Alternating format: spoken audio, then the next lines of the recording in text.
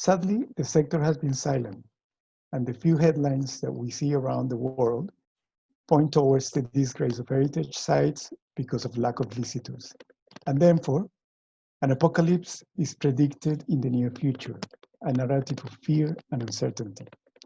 Others are happy putting collections online and virtual visits to places.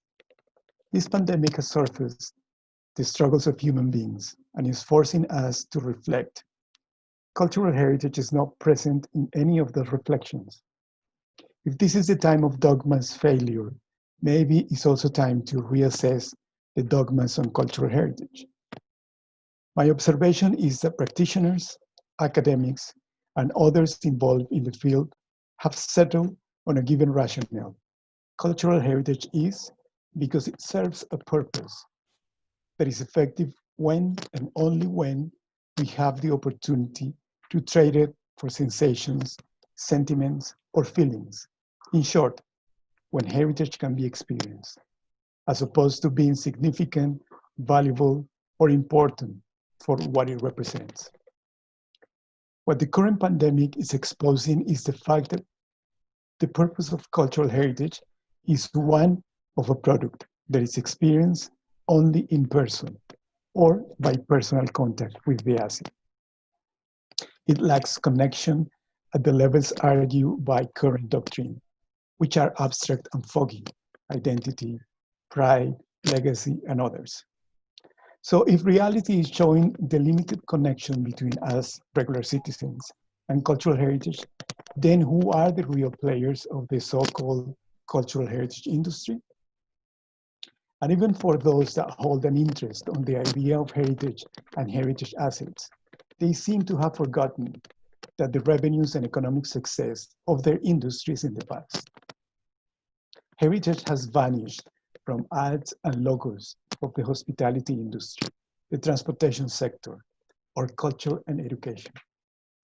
If we turn that rationale around heritage experience into a different question, like what would be of the tourism industry without heritage sites to visit, country slogans, or products like cheese, wine, and many others, why haven't they claimed and campaigned for cultural heritage?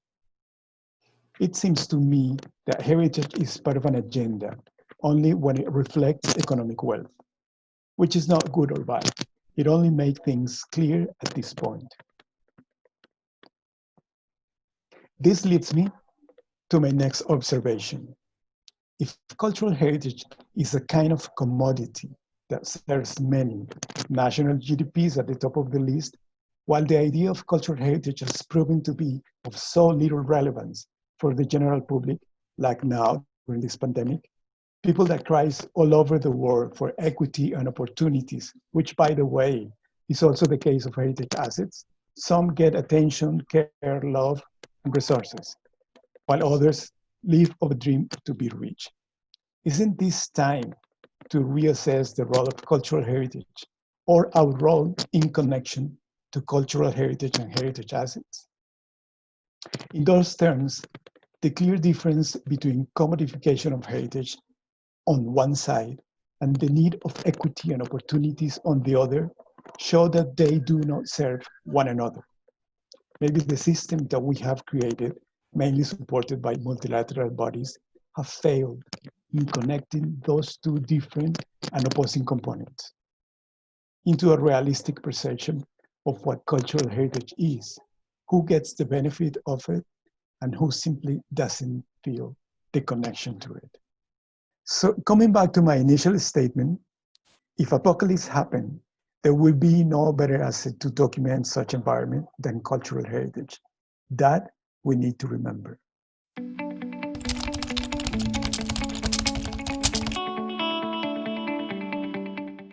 First, I need to clarify that I'm not a regular scholar. I come in and out teaching when I have something to say. Regular academics reflect on issues, problems, gaps, or simply on a topic. Scholars are not necessarily required to produce answers.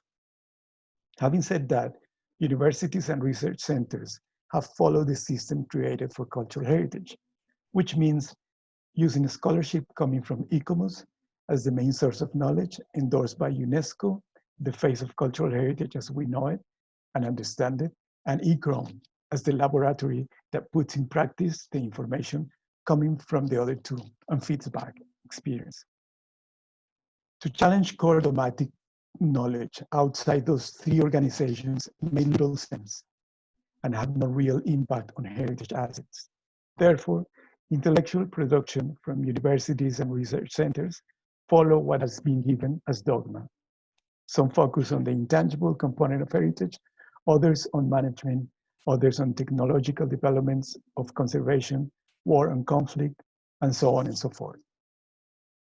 What I follow with interest is a movement that took off mainly in Scandinavia of critical heritage studies, where it's possible to see approaches and discussions that are challenging and more important, approaches that cross through disciplines, sectors, and platforms of study.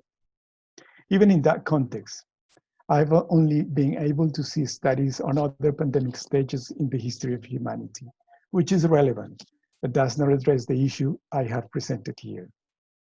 I hope current events trigger initiatives on a couple of aspects that I believe could open different paths. Coming back to my initial interrogation, how do we claim back cultural heritage as part of our everyday life? Which means shifting from heritage consumption to heritage utilization, which in my opinion signifies to incorporate heritage sites into our needs. This pandemic has highlighted the urgency for food security globally. Maybe our cultural heritage will have better opportunities if connected to food production as a contemporary value. If heritage is able to produce food locally, it is capable to develop gastronomy, a so-called intangible. Also oral history, connection, bartering, nutritional contribution to the local neighborhoods, and so on. Probably carbon emissions can serve not only as a value, but also as a currency. I want to make a special emphasis on gastronomy, given its pivotal role, that crossroads of capital, finance, social life, food production, and sustainment. With this, I'm paraphrasing Tunde Wei, a prominent cook, writer, and activist. Not to mention the role of of the restaurant industry in the so-called gentrification of neighborhoods. I also hope to see research on the ecological footprint of visiting and using cultural heritage sites, as we have. Most probably, we will be able to assess cultural heritage in its real impact to the planet and assess the impact of the dogmatic documents that have driven the idea that cultural heritage has to be preserved at all costs. Above all, I would like to see the return of the concept of memory in capital letters to the fundamentals of cultural heritage. When that happens, we might be able to slowly deconstruct the political component of heritage. It is controversial, the manipulation to suppress or highlight national narratives and selected communities. When that happens, we might be able to understand and embrace cultural heritage as a testimony of our own decisions and change, heritage as a mirror of our own self, rather than a protagonist of our life. Maybe then we will be able to see ourselves with all components of our past, including those that cultural heritage claim in the present. In current times, when political leaders seem to find dictatorship attitudes fit to address the pandemic, cultural heritage should stand independent to mirror events rather than echo the status quo.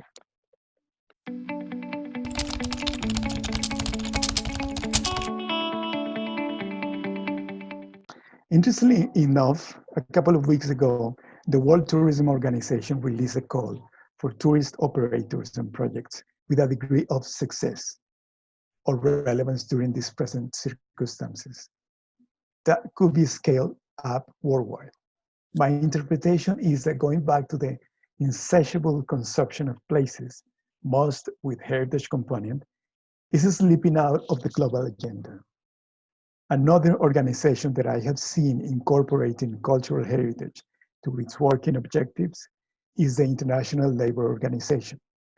The ILO is implementing a program in the Middle East that utilizes cultural heritage as a vehicle for generating and improving job opportunities in part of the regions that have gone through war and conflict.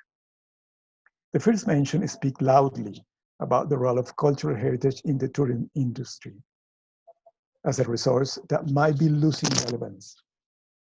As I previously said, it has vanished from the official narratives.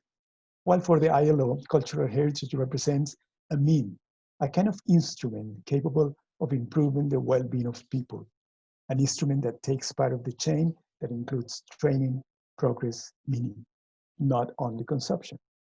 Even more interesting is that UNESCO has chosen to remain silent.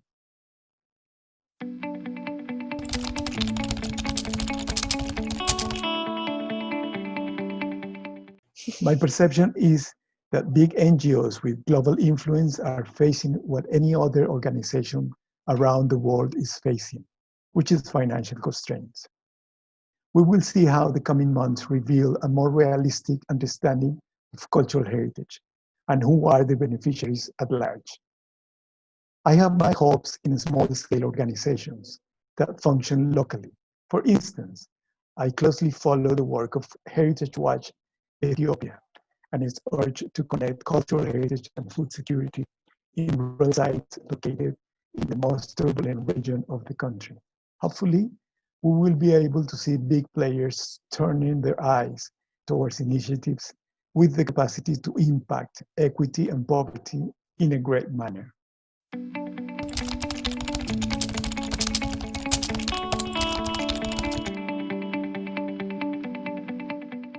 What conflict and war represent for cultural heritage goes beyond destruction. Let's have a look at the bigger picture. The heritage that we treasure and protect came to us via events of violence, usurpation, transitions, change, and others. What the past 7 decades after 1946 have developed is a narrative of conservation of those assets that, for reasons of war, have been dilapidated. The experience of World War II left the world with the idea that destruction of cultural heritage should be prevented. That principle has failed. No need to remember all conflicts and war after 1946, at least 20 around the world. And the main reason for which cultural heritage is attacked and destroyed is simply because it represents, portrays, and segregates opponents, its background, its language, religion, ethnicity, location, geography, and so on. In those terms, destruction of cultural heritage intertwined with violence, the destruction of the other, and the prevalence of the self. Unless we reframe cultural heritage to accept and incorporate memories, meanings, and significance to many, including contesting communities, cultural heritage will only be easy target to deliver political messages. We have given cultural heritage moral stands that correspond to our own sense of morality. Cultural heritage is amoral. There is no good or bad about cultural heritage. If you begin to see it as a consequence rather than as an objective. That is probably why the efforts of the past 70 years aim to hide around embarrassment of the world that we have developed. It is probably time to face ourselves in a more realistic ways. And cultural heritage seems to be the perfect mirror if we choose to let it speak. So destruction continues. With a difference, this paradigm shift we are witnessing will probably leave international support to cultural heritage in times of war with even less resources.